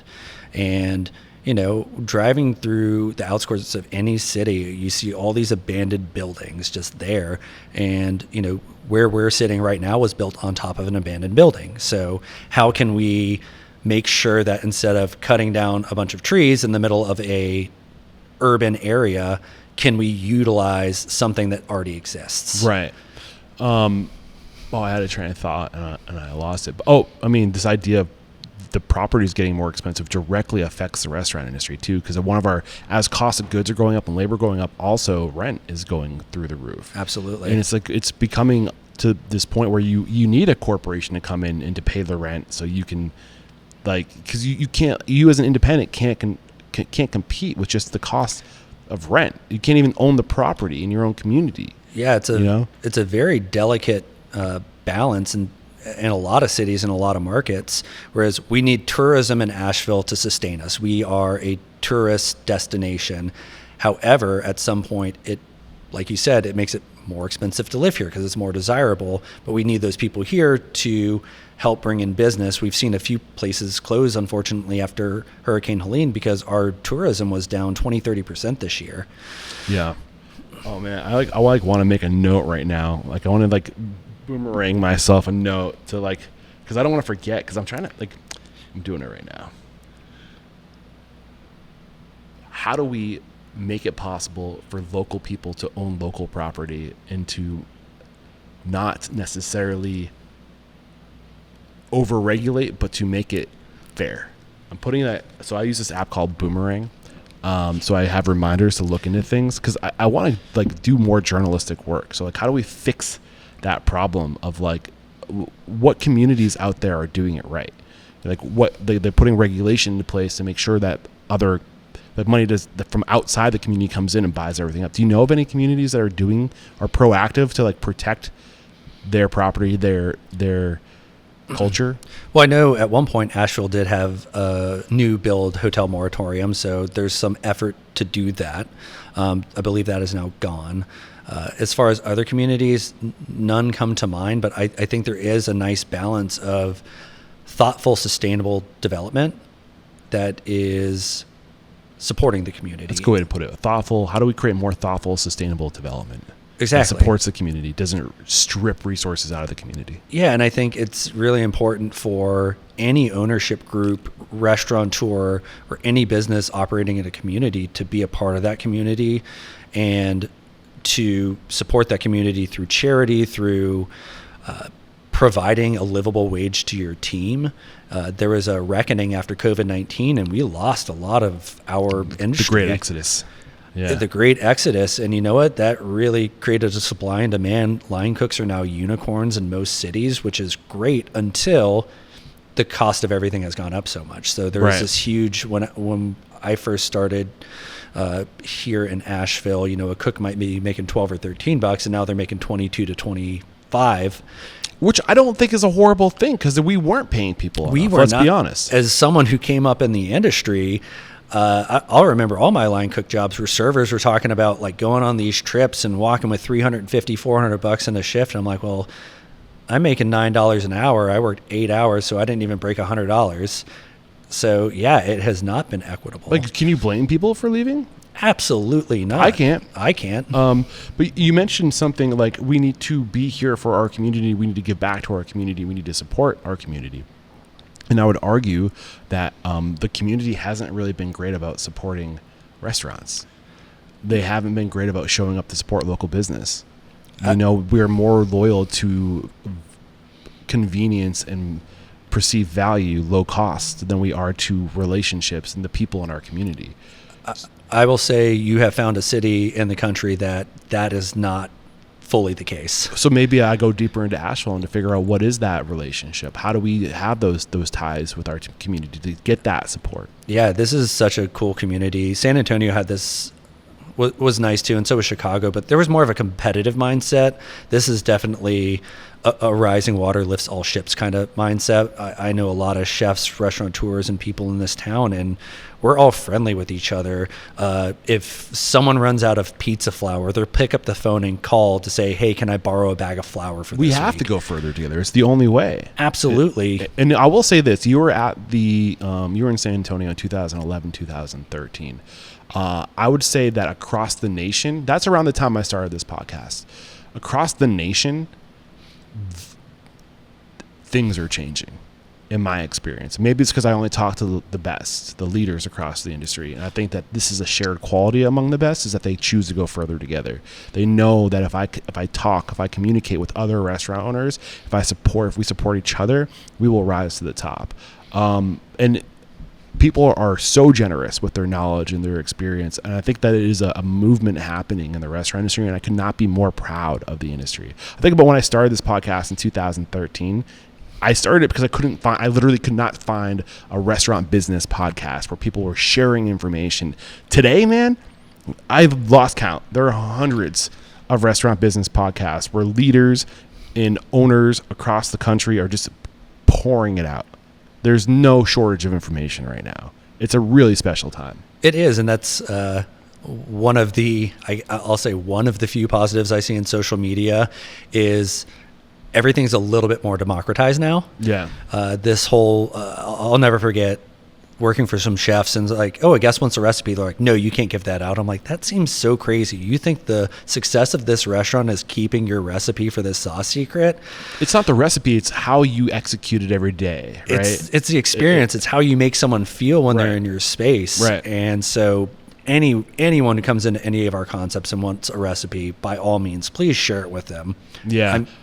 I feel weird about trademark and copyright sometimes, or if something's patented, it's like, like I'm not, like, I don't think I'm have a communist mindset necessarily, where like, China like will take our patents and just like recreate them. But at the same time, there's a part of me that's like, listen, if it's human knowledge, if it's human information, if you found a way to do something better, doesn't it make us all better if we take your new approach? And doesn't that just spur inspiration? But if we safeguard and lock that information, like, didn't we figure out how to didn't Tesla figure out how to basically make energy free? And then the corporate world was like, we're going to buy this and lock this behind vault and key because we don't want that information to get out there. Doesn't that stifle growth and progress? Absolutely. That's the non-conscious capitalism. Right. So there's a part of me that's like, yeah, I get intellectual property, and I get, having those people who find breakthroughs should get rewarded for that. But at what, what's that balance look like? Because if we're safeguarding and holding information, we're holding back progress. And guess what? I'm not very, I don't know how the worlds work. I know it's very complicated, but in a communist country where the people at the top control all the information, but they do, there's pros and cons. I'm not being completely ignorant here, but that idea of sharing ideas, sharing knowledge, and making sure and leveraging that, I feel like, I don't know too much about this topic, but I feel like China's kicking our ass right now. Is it, you know what I'm saying? There's a good chance that this could be the United States of China real soon. And it's because they're I don't know. Is it because they just democratize and what does that look like? Why is that happening? Is it because they take a community, or it's debatable. I realize as I'm talking, I don't know what the fuck I'm talking about, but you know what I'm saying? What are you thinking as I'm sharing this? I don't want to get too much into geopolitics, right, but I think that having more of a community mindset is what's important. And I think, unfortunately, we are in a time in our country where we don't trust each other, or even want to give someone who doesn't agree with our opinion the benefit of the doubt to even have a conversation. I think the lack of people being able to have a conversation without getting heated or emotional is one of our biggest downfalls right now. Right. I have friends and family on both sides of the political spectrum, and while I don't agree with everything all of them say, I have relationships with people who I know are good people, and they may believe some different things than me, but I'm willing to try to find a way forward together, because you need conservative ideals and you need liberal ideals. You need balance. You need balance. You can't go in either direction. And what I have found recently is, if you're not on the far end of any spectrum and you don't agree with either side, on the far end, if you're not on the far end of the spectrum, you're not doing enough for that side. Right. And I think the term going around right now is radical centrist, because it's radical to maybe hold a couple of different truths. It's harder to do that. It's harder to think for yourself. It's harder to take the big picture and to make your own opinions based off of what's out there. So going back to your question, I think the challenge is, because we have some far extremes and some distrust of each other right now, it makes it difficult to have a conversation and move forward together as 340 million people. Right. We're kind of at that part of the conversation right now where it's where are we and how do we go into the future? Right. And what have we learned? How do we become conscious capitalists? And I think that was the term you might have heard me use earlier. We are in a consumeristic, capitalistic world. And I don't know if capitalism is the issue as much as consumerism is the issue, where it's all about just making more for less and giving the customer what the customer wants, because the customer wants more for less. Mm-hmm. And if we're all just trying to make more shit for less money, none of us win, because it's that props up a world for corporations to excel. Exactly. That props up a system for more billionaires to be minted. Exactly. And what we do in our restaurant concepts and here is, we want to also elevate our community as we grow within them. And we're not going to put on a mass-produced crappy piece of pepperoni onto our pizza here. We're going to find something that is made locally or made in Italy and is a high quality product. And people are so focused on the factory farming aspect, and they don't think about it, like where their meat's coming from, what it does to the environment. We do. And I think what you're saying is correct. We're getting into a food system and a restaurant system where people are so concerned about perceived value and getting more for less that you're losing these local farms, you're losing these talented chefs, we're losing these cooks and servers who think that this isn't a great career. Hospitality has been an amazing career. I love it and I'm super passionate about it, but we have to fight for it because it's changing and not changing for the better in a lot of places. And that's why I'm super happy to be in a market like Asheville, because we do care about our farmers and our producers and our local community. And I think that's becoming more and more rare, unfortunately, unless you are eating at these extremely fancy, extremely expensive restaurants that are charging a huge premium. Yeah. And I don't have the answers, but I'm in pursuit of them. I want to learn, like, how do we overcome this? I do think simply being more conscious about where we put our money is a big part of it. You had a gentleman here last night, and I told you the story already, and before we hit record, the story goes like this. He came up, he's like, oh, I used to be a bartender. And he's like, hey, I know that, when you pour heavy, like, you get good tips. I'm a good tipper when I get taken care of. Can you give me a heavy pour on my whiskey double? I think it was like Angels and what's that brand? That whiskey brand. Angel's Envy? What's that? Angel's Envy? Yes, Angel's Envy. So not a cheap pour. Yeah. And he's asking for a heavy pour. And he's like literally bribing her with a heavy tip. Like, if you don't do what I ask, I'm not going to tip you well. I'm asking you to steal from your employer to tip, and I'm holding your livelihood over you right now. And I was sitting right next to this guy. He was standing right here, like right next to me. I had to bite my tongue. I was so pissed off at this dude. Your server handled it so well. What's going through your mind as I say this? This is why you have to take care of your team. This is why you have to be a people first company, restaurateur, operation. Is our servers and bartenders and cooks do well. They make a livable wage here for Asheville, and they know that we're going to take care of them, and we have taken care of. And to that gentleman or anyone else who wants to try to hold someone's livelihood hostage to get something cheaper, that's absurd. And you told me before we were recording that they said they were a bartender or worked in the industry, and all I can think there is they've worked for some really bad ownership. Yeah, and then like it shows the progress. It shows the evolution of our industry and how we're moving away from that, because that was how you did things when this old fuck probably bartended, is you stole from your owner so you could make money. And like, we don't do that anymore. The other part of this is that he turned over to me and he was trying to recruit me to be like, this is ridiculous. And I was like, buddy, you're barking up the wrong tree. Like, I'm biting my tongue right now. You're an asshole. And then he's like $30 for like I don't know if that was an accurate statement. Is it a 30 for a double? A double, 3 ounces of Angel's Envy? It could be. I don't know the price off the top I of my wouldn't be head. surprised, but that's also a very expensive You don't whiskey. have to get that. You can also get Old Granddad for half the price. He was a very privileged asshole, and that was. But my other thought of it is like, this guy is like, he's in a local spot. Maybe it's in a corporate, it's tied to a corporation, but it's owned locally and it's a local concept, local talent. And he's bitching about having to pay what it takes to support local business. He was in town. I could tell he was in town. He was with the sports group, I think he was a dad or something like that. So like, what are you thinking right now?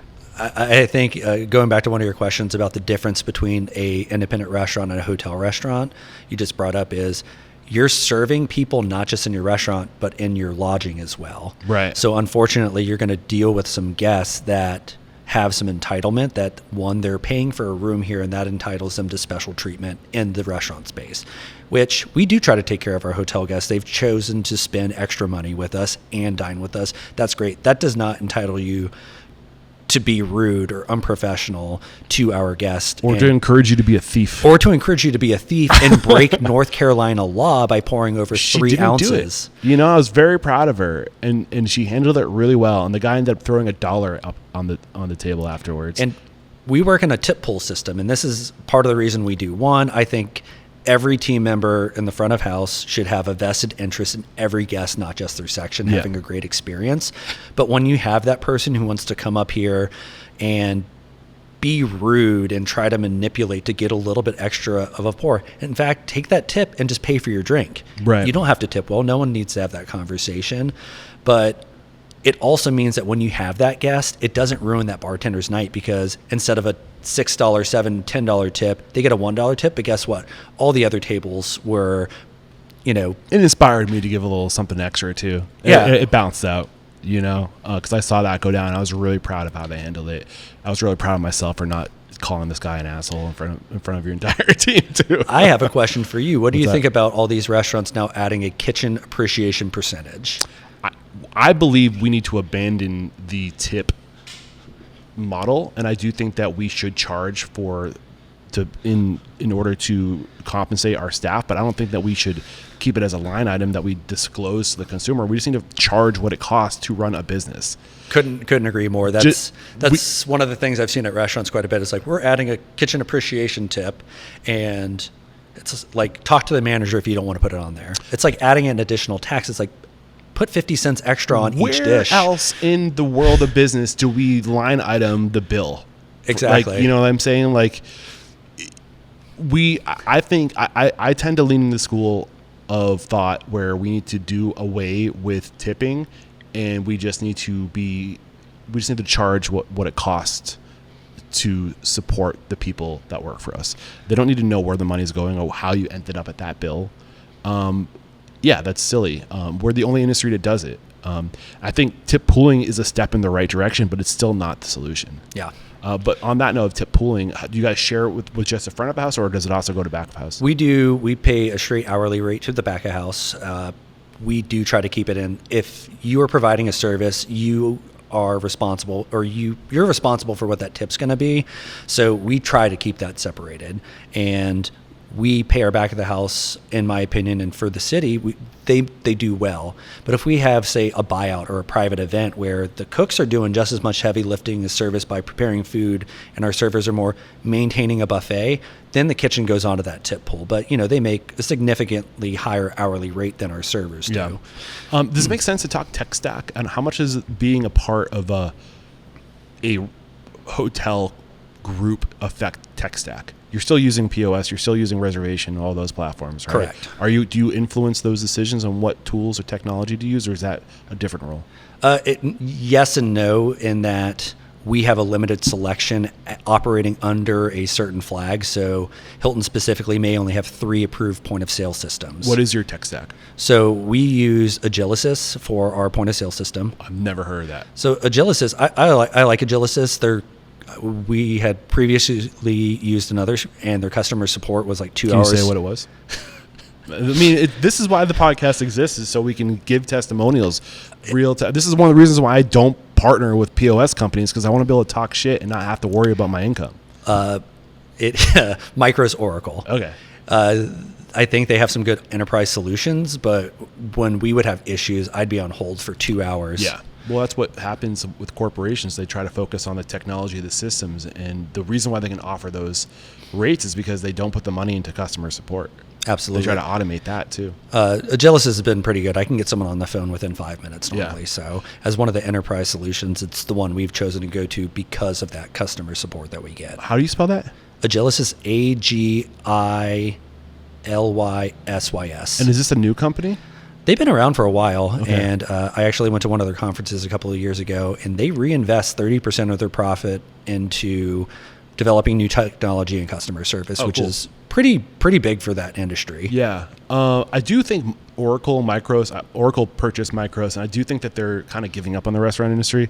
I think they're trying to find other markets that have a little bit like venues, like large venues. Mm-hmm. So I think becoming their specialty. The number 1 and number 2 recommended POS systems on the show are Toast and Square. And I do want to say that I think that their technology is great, especially Square for Restaurants is really doing some cool stuff. I just think that it's not good for the industry if we have two companies that are our options.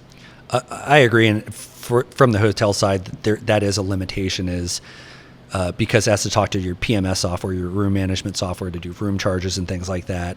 A lot of companies have not approved that technology. Right. They also have to go on their dedicated protected Hilton system. So they have to do a lot of vetting to make sure that no malicious activity can come through their system to get Right. kind of to their information hubs.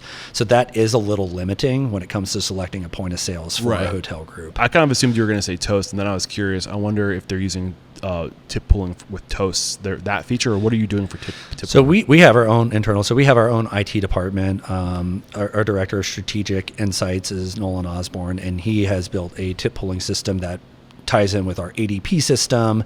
And then we have Power BI that Microsoft makes, but we have our own internal system that he created as well. So we've been able to create our own internal tip pull system based on a point system of a half point to a full point, depending on which position you're working, the amount of hours worked, and pretty traditional setup. But yeah, we handle all of that internally. Okay.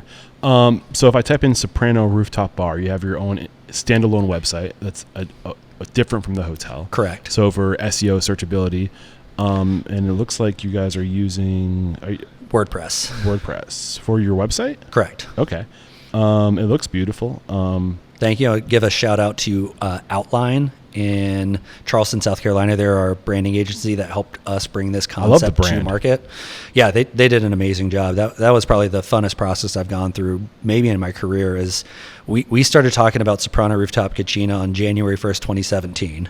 I went to a New Year's lunch with the ownership, and we started talking about what we're going to do on Embassy Suites. Then we had a big pause because of the COVID-19 pandemic, and then really started hitting the ground with Embassy Suites in 2022 Okay. and Soprano. And it's called the Outline? is the name? Outline. And what if you could give a testimonial or to share what it is about this company, what they do really well, what you like about them? It was fun the entire time. It was fun. They're super creative. We started with, hey, we're going to open a pizza concept in Asheville. We would like some Italian influence, but we also really want to stay true to the Appalachian region that we're in. So they came up with the Appalachian meets Alps kind of concept. We started playing around with words, and they helped us sort through to come to the name Soprano, which is a play on the word soprano, which means elevated or up, just like a soprano singer's got that Yeah. high voice.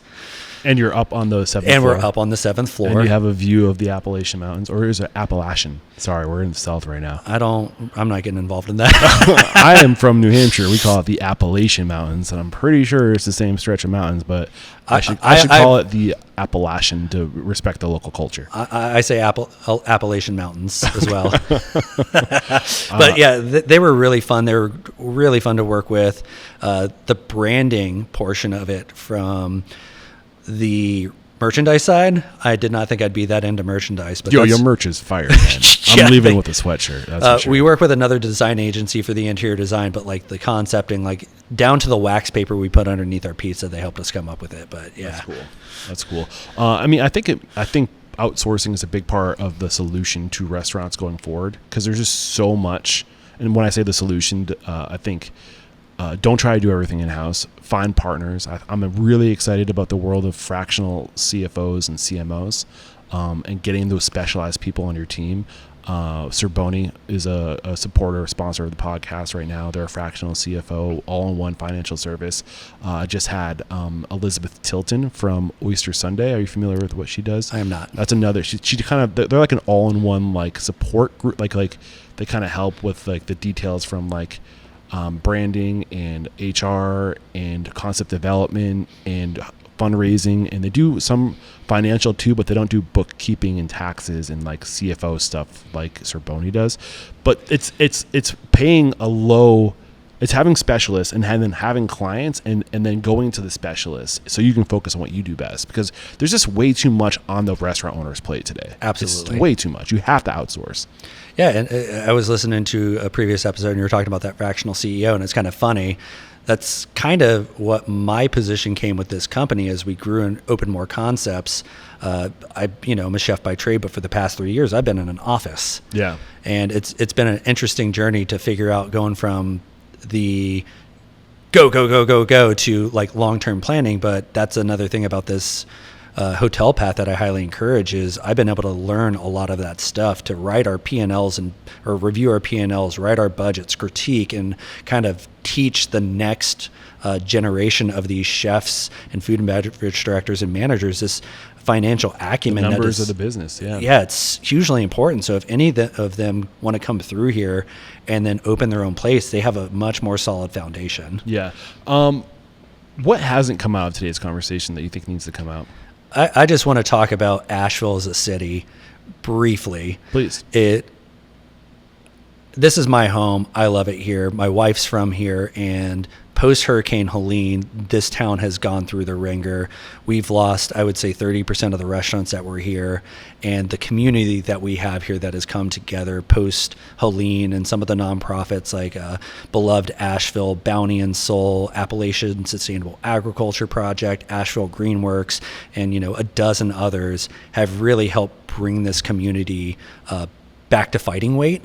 And it's been really something special for our team to be a part of that recovery effort. Yeah, it's crazy. You don't realize what happened in this part of the country until you drive through it and you just see anything close to a body of water. You can just see the devastation that ripped through.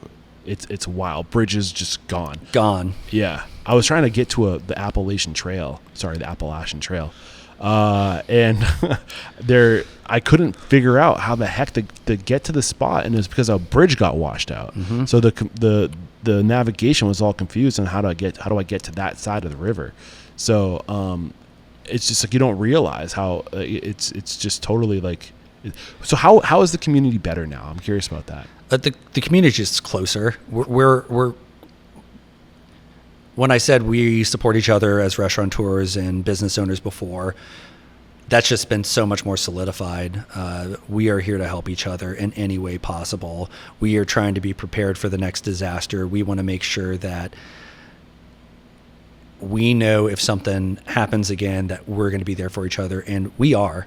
It is the friendliness of our guests who are locals to our restaurant workers has gone up. It is such a better experience working in the industry in this town now post the storm. Yeah. Sometimes it takes disaster to realize what's the most important thing, and it's the people. And when you need people more than ever, that's when they show up, right? That's when we realize, oh crap, we need each other. Politics were not in anyone's mind post the storm, and that returns a little bit, but I think that it gave an opportunity for maybe someone that you might not have talked to, your right. neighbor who is on a different political spectrum than you are. They were also there helping you cut trees off your house. Right. It's sad that it takes a disaster. Yeah. I think that also kind of opens our eyes on how privileged we are that we don't have to struggle day to day to survive. Absolutely. But when you are faced with that struggle to survive, I think that's when you start to see people the most, and we start to appreciate people the most. It's too easy almost sometimes. And that easiness makes us like I don't know. What are you thinking when I say that? Is that a stretch? No, I don't think it's a stretch. I think we get an autopilot. I think we get comfortable in our own thoughts, our own routines, and we don't give people the benefit of the doubt. We're not curious. You said this off camera before we started recording. You like to lead this conversation with curiosity, and I think people are losing curiosity to looking at their cell phone. Right. When you've got a world that is actually real in front of you, that you can engage with, that you can see, smell, touch, and taste. And we're so worried about what a celebrity is doing or a politician is doing. Cares? Just get off your phone. And I struggle with that because a lot of my colleagues, other people in the space a lot of people in the space are marketers. They are selling their marketing services, and they tend to echo the importance of being on social media and posting every day. And I tend to say the complete opposite of listen, I'm here to inspire, empower, and transform the industry, and we're not healthy right now as a society. Do you need to be on social media? Yeah, you probably do. And if that's a true statement, then how do we fix that? Because that shouldn't be a true statement. It's not good for us. It does more damage than good. Yeah, and I think we've all been, like, as restaurateurs, we're very excited to see someone taking a picture to post on Instagram on their Right. food, but they're not experiencing it. It's not the same when they're on their phone taking a picture. Yeah. I- It's the part of what I have to do that I hate the most. Yeah, I'm very grateful that people are excited about what our food and our drinks look like at any of our concepts, and hope that they want to share it with their friends and family. But what I would implore people to do is take a picture and put your phone away. Right. If you want to share it when you're in your room or you're a passenger driving home.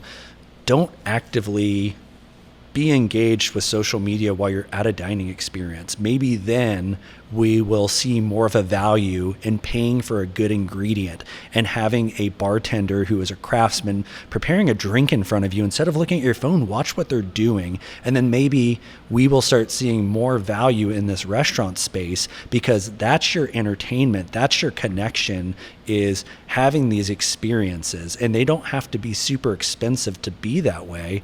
But I think if we could maybe rewind a little bit to stay off of our phone while we're paying to do something. Why are you going out then?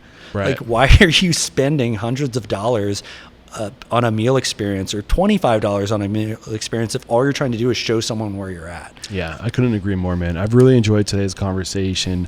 A couple questions before we wrap it up that I ask all my guests. What is one thing about your business, a value, a process, a system that's truly uncommon and that makes you unstoppable? The relentless pursuit for trying new things and being better. Yeah. Is there an organization that you've recently started working with, maybe outsource services to, that's really had an impact on your business? No, we try to keep everything in-house, actually. Yeah. And we'll give another shout out to that marketing company that you work with. That's true. Talking out of both sides of my mouth there. But yeah, Outline out of Charleston, South Carolina, they really did help bring this concept forward. A little love to Outline. What is one conversation that you think restaurant owners need to start having? I think they need to start focusing on what we did when we went through the 2008 financial crisis, is how do we bring a quality meal and quality food and experience to people at an affordable price right now. Yeah. Everything's so expensive. I think we need to check some of our egos when it comes to the food that we're putting out and bring approachable, wholesome food to everyone. I think part of that goes into the amount of money that people put into the physical space. It's just like, what's important? The food that's on the plate, the relationships with the people that you're sourcing from, or making an impression on somebody. Right. That, I think we just kind of lost our way for a while. Like, we'll spend millions of dollars on a build out, but to buy from a local farm, I don't know. We got things backwards a little bit. Absolutely. You're paying that mortgage or that loan back, and you have to operate at X profitability percentage. So you're just looking for the cheapest ingredient that you can pass as good food. And we're only making the person that owns that property even more filthy rich. You know what I'm saying? Like, there's an imbalance. Yeah, it's pretty great being at a company where a lot of the other hotel groups I work for, you were beholden to P&L and budget to a fault, in my opinion. If something broke and it wasn't in the budget to fix it, you just had to make do. And I was at a restaurant space where we were a hugely financially successful restaurant, and we were serving our food off of 3 different china patterns because there was an accident where a bunch of plates broke and they wouldn't replace them. And I mean, this was a huge operation. So if that happens here, they pick up the phone and call me. I'm like, well, yes, let's fix the problem. Yeah. What is one thing you've done recently that has really moved the needle on profit, in terms of like a system, a technology, a new way of doing things that has increased revenue or profit?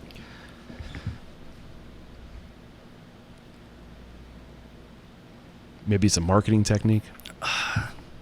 We have engaged in PR recently instead of social media. I think there's so much noise in the social media world that it's not the same tool it once was. 8 years ago, you could have an Instagram account and grow it and get business coming in.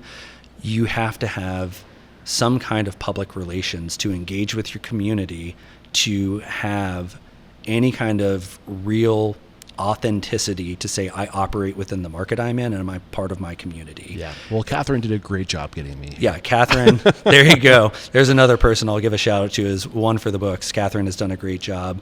I've known her for 12 years as well. Yeah. And yeah, it's like we want to support her as a local business, and she has in turn been able to support us and, communicate out to people while we're not chasing an award. The Michelin recommendation is huge, that we were, as a pizza concept, one of 66 in the world recognized by the Michelin Guide. We are on an Embassy Suites hotel in downtown Asheville, and hopefully more people will, make that leap to say, hey, I'm going to try a hotel restaurant. Yeah. And that's Catherine, one for the books. One for the books. One for the books. Oneforthebooks.com if you're interested. And I will say this, I usually don't work with publicists because I want to be journalistic. I want it to come from the community, because this marketplace way better than I do. And to your point, I think you can buy media if you have a publicist. Mm-hmm. I will say I try to read every email that a publicist sends me, because every once in a while there's a diamond in the rough. And I was like, ooh. And that's what happened with this road trip, is she reached out with you and Eric Sheffer as an offering. And I was like, oh, wait a second. I was like, this could be really good. Like, these are really, every once in a while you do get a real quality lead. And I don't want to be closed off to those opportunities, because I want to come back to Asheville. And I'm hoping that by having two people that I met, they can open up the market to me and help me find new people. Yeah, and I needed a seed to spread, and I no pressure, Phil. I hope that you become that seed, and I hope Eric Sheffer becomes that seed too. So yeah, you're talking to another really talented restaurateur in town. Yeah. One of my favorite spots. We stay at home most, we're homebodies, but when we go out, there are 3 places we go to, and Jetty Ray's is one of those 3. Yeah, I can't wait to talk. I'm actually going to be talking to him in about an hour and 10 minutes. We got to wrap this up. The mission statement is to change the world by inspiring, empowering, and transforming the industry. How have you personally transformed? How are you a better man today than the man you were when you got started in this industry? By defining my success by other people's success. Yeah.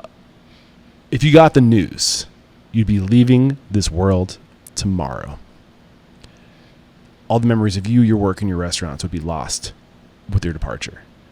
With the exception of 3 pieces of wisdom you could leave behind for the good of humanity and your legacy, what would those 3 pieces of wisdom be? Lead with kindness. 1. Be relentless in the pursuit of your values. 2. Have fun. 3. This has been so much fun, Phil. I like to find the majority of my guests through word of mouth. Who do you respect and admire in the industry? Somebody who's doing it right, making an impact, and making money while they do it. Who are the people I need to talk to in this city of Asheville? I'll give you 2 of my other favorite places in Please. town. You need to talk to Owl Bakery, OWL. It stands for Old World Levy and Bakery. Been in the market for quite a while and makes the best croissant I've had, maybe even outside or inside of France. Damn. And I was listening to an episode yesterday where you were talking about the loss of neighborhood feel restaurants, and we have one of those here that's doing it right. They're called Tall John's. They also were recognized by the Michelin Guide recently, and it is an old house in the Montfort neighborhood about 5 minutes up the road from here, and it transforms you to feel like you're in a neighborhood, but also maybe in New York. Okay. And it's approachable food done well. And there's always like a small surprise. Like, I've never had mint put on my beef tartare, and it's good. Nice. And who are the people I should be talking to at Tall John's and Owl Bakery? Tall John's, I don't have a super strong relationship with anyone there, just an admirer. But Susanna Gerhardt's the owner of Owl Bakery. What's her last name again? Gerhardt. I'll give it to you offline. Got it. Look out, Susanna and Tall John's. I'm coming after you guys. I'd love to get you on the show. And how can we connect with you if we really enjoyed today's conversation? We want to come to Asheville and get some amazing pizza. Guys, if you are in Asheville, you got to check out this spot. It's gorgeous. The view. I don't know if I can do a little, I don't know if this will come up on the camera, but I'm going to do a little pan. If you're watching our YouTube, or if you're not watching our YouTube, please subscribe to our YouTube channel. You can see the pan of this physical space. It's a little bright out there. Might have to, yeah, it is a beautiful view. It's a beautiful location. It's been a great conversation, my man. Thank you very much for taking the time to share your story, your knowledge, and your values. There is no questioning, my man. You are unstoppable. Thank you. It's been great. Cheers.